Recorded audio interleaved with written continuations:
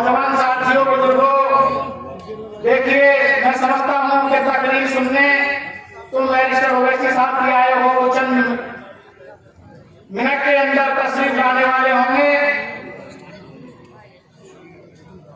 सिर्फ हमें तो आपके साथ एक थोड़ा मुजाकरा करना है, अपनी बात करनी है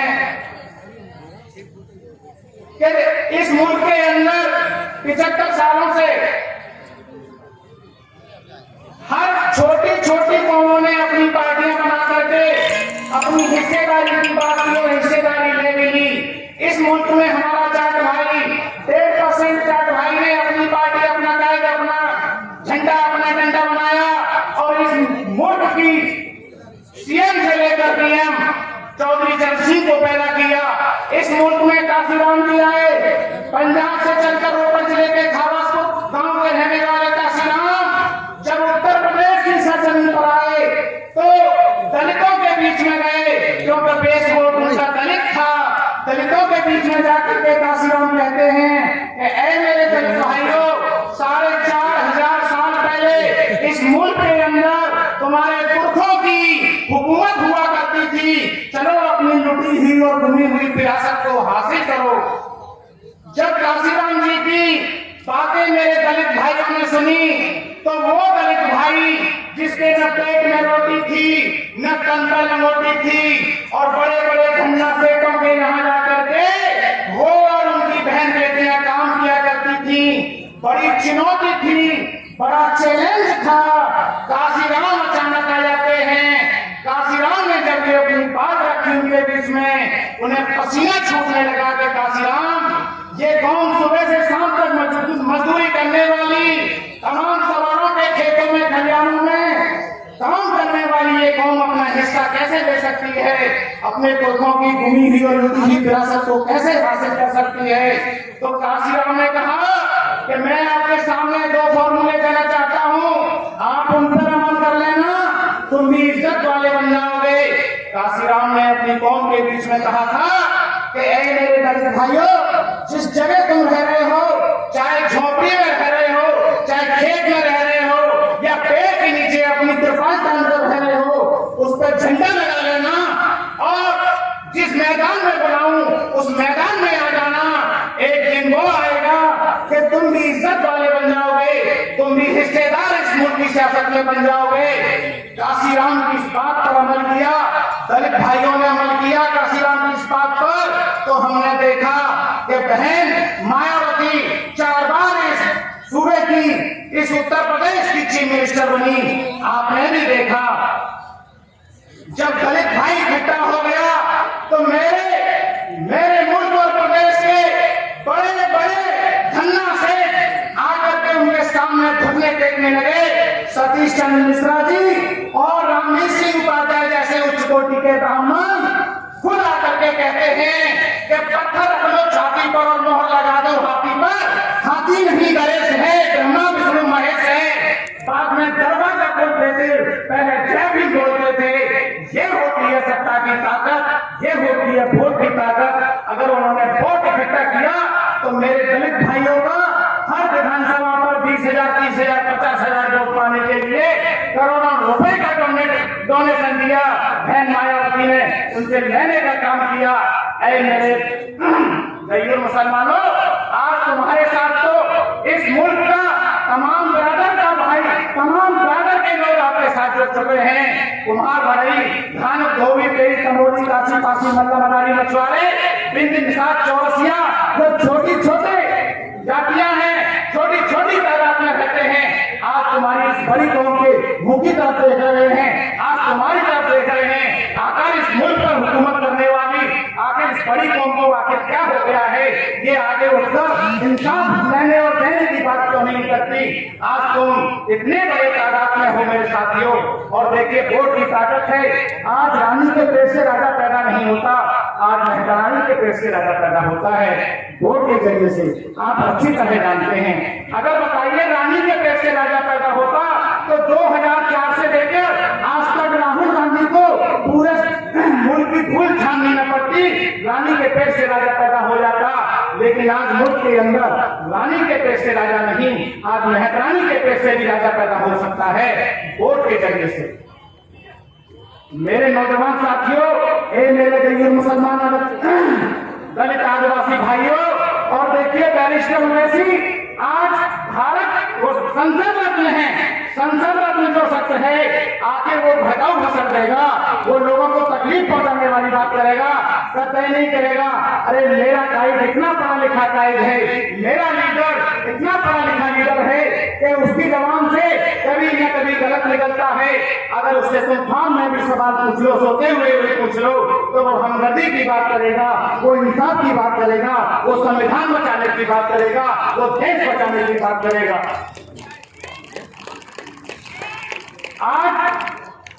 आज मुल्क के अंदर लोगों ने इस बात को तय कर लिया है, बैरिस्टर ओवैसी जैसा नौजवान पूरे देश के अंदर, माता चाहूंगा हमारे बीच नाइंसाफी की हदें अब पार हो चुकी हैं, जो तुम्हारे साथ नाइंसाफी होती चली जा रही है। मुल्क जिस दिन मुल्क आजाद हो रहा था, भारत आजाद हो रहा था, और भारत की आजादी में मुल्क के तमाम मजहब के मानने वालों ने, तमाम बिरादर के लोगों ने, तमाम लोगों ने सब मिलकर इस मुल्क को आजाद कराया। लेकिन मुल्क की आजादी के बाद ही जब मुल्क आजाद हो रहा था, तो उस वक्त जो उर्दू जबान थी, उर्दू जबान की कुर्बानियां ताजा थी, और मोहब्बत के उन फूलों की महक कदम कदम पर महसूस होती थी, जिसे उर्दू जबान ने खिलाया था और मुसलमानों ने अपने खून की गाली से रंग बिरंगा किया था। उस समय से ही साजिश होना शुरू हो गई। मेरे दोस्तों, मेरे साथियों, पंजाबी जबान को पंजाब मिला, तमिल को तमिलनाडु, तेलुगु को आंध्र प्रदेश बख्शा गया, मलयाला के हिस्से में केरला आया, गुजराती को गुजरात मिला, उड़िया जवान की तकदीर उड़ीसा बना, और बंगला जवान को बंगाल मैसर हुआ। दर्जे के भारत के सूबों की तकसीम जवान की बुनियाद पर हुई, और वह उर्दू जवान जो पूरे मुल्क में बोली जाती है, इस जवान के हिस्से में मुल्क का कोई खिता नहीं आया। आखिर क्यों? इन कांग्रेसियों के दिमागों में यह बदगुमानी थी कि उर्दू मुसलमानों की जबान है। हालांकि उर्दू मुसलमानों की जबान नहीं मेरे दोस्तों। अगर उर्दू मुसलमानों की जबान होती तो मुल्क भारत में पैदा होने के बजाय मुल्क अरब में पैदा होती। साथियों, साजिशों का दौर उसी वक्त से शुरू हो गया है। तुमको नीचा दिखाने के लिए, कमजोर करने के लिए बड़ी बड़ी साजिशें काम कर रही हैं। आज देखिए मेरे साथियों, आज वोट में वोट डालने का चलन है हमारे मुल्क भारत में। ये लोकतांत्रिक डेमोक्रेसी मुल्क है। इस मुल्क के अंदर बताओ, वोट में वोट डालने का चलन है या नहीं है? खुलेआम वोट डाला जाता है क्या? बताओ मेरे भाइयों। अरे वोट में वोट ही तो डालते हो। अरे जब तुम में वोट में वोट डालने की ताकत नहीं है, तो बताइए आमने सामने से तुम कैसे अपना ले सकते हो? तो मेरे साथियों, मेरे नौजवान साथियों, आज इतनी बड़ी वोट की ताकत तुम्हारे पास है कि मुल्क में रहने वाले किसी धर्म बिरादर, किसी जाति के पास इतनी बड़ी ताकत नहीं है। तुम बहुत बड़ी ताकत के मालिक हो, और इतनी बड़ी ताकत के मालिक हो कि आज तुम खुद कहते हो, गली गली सुनते हो, कहते हो कि हम बादशाह नहीं बन सकते, लेकिन हमारे बिना भी कोई बादशाह नहीं बन सकता। जिस बात को तो तुमने तस्लीम कर लिया है, तो मेरे साथियों, मेरे दोस्तों, मेरे बुजुर्गों, मेरे गरीब मुसलमानों, मेरे दलित और आदिवासी भाइयों और मजलूम मेरे लोगों, इतने विशाल सूबे में तुम 160 विधानसभा पर 160 सीटों पर निर्णायक स्थिति में हो। जो तुम फैसला करोगे, तुम्हारे बगैर विधायक नहीं बन सकता। तुम जिसे टिकट दोगे और तन मन धन से उसके साथ लग जाओगे, उसे विधानसभा भिजवा सकते हो। ऐसी 160 विधानसभा के बीच में है, जिन्हें तुम जिता करके, अरे 60 पे तुम लड़ लो, 60 पे तुम लड़ लो, और 100 पर अपने गैर मुस्लिम भाइयों को लगा दो।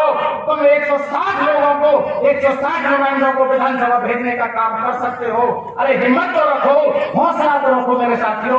मैं बताना चाहता हूँ कि वो 160 विधानसभा कौन सी है, और जरा तैयार होकर बैठ जाओ, अपनी कलम कॉपी निकाल लो और मेरी बात को रिकॉर्ड कर लो, और गलत हो तो मुझे बता देना कि डॉक्टर साहब तुम गलत कह रहे हो, ऐसा नहीं है, ये विधानसभा ऐसी नहीं है, मुझे जवाब दे देना।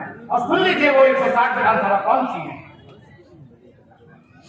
अमरोहा, कैराना, सहारनपुर, नजीबाबाद, संभल, बिलारी, कुंदर की, मुरादाबाद, ठाकुर द्वारा, स्वार, टांडा, चमरोद, रामपुर, मेरठ शहर, धौलाना, सोली, कैंट, कानपुर, निजामाबाद, भिनगा, मऊ सदर, गोपालपुर, किसामऊ, मुबारकपुर, अलीगढ़, इलाहाबाद, दक्षिणी, कांठ, मीरापुर, नगरदेव, पंथाना, भवन, श्रावस्ती, बादल, मऊ, फूलपुर, रूदोली, नानपारा, पीलीभीत, बहेड़ी, बुलंदशहर, डुमरियागंज, शाहाबाद, सिकंदराबाद, लखनऊ, पश्चिम शहर, मुरादाबाद, मेरठ, दक्षिण भोजीपुरा, तुलसीपुर, शाहजहांपुर, खलीलाबाद, बड़ापुर, चांदपुर, आगरा, दक्षिण नूरपुर, चायल, फिरोजाबाद, बिलहट, बरेली, कैंट, बिल्टी, बदायूं, भोजपुर, बागपत, बहराइच सदर, बिशनपुर, छर्रा, छिबरामऊ,